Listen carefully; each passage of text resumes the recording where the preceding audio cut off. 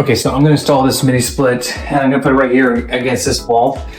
The line is exactly like 10 feet, so it has to be like on a wall and then the unit on the outside. Now they give you this great cardboard, a lot of mini splits do.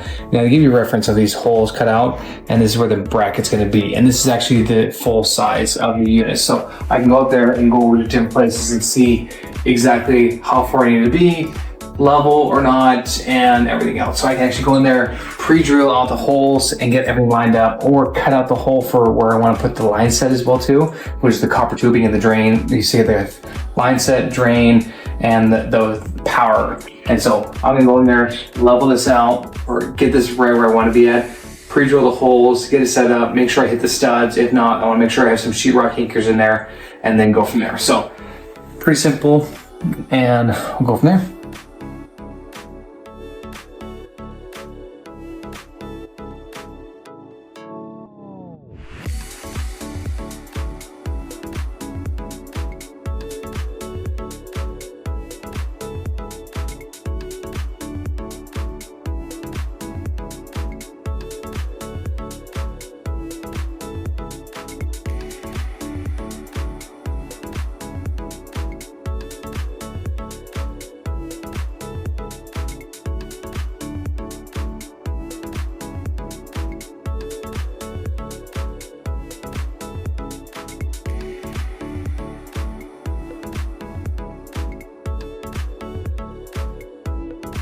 Okay, so I got this installed and it is awesome. It feels very cool right now.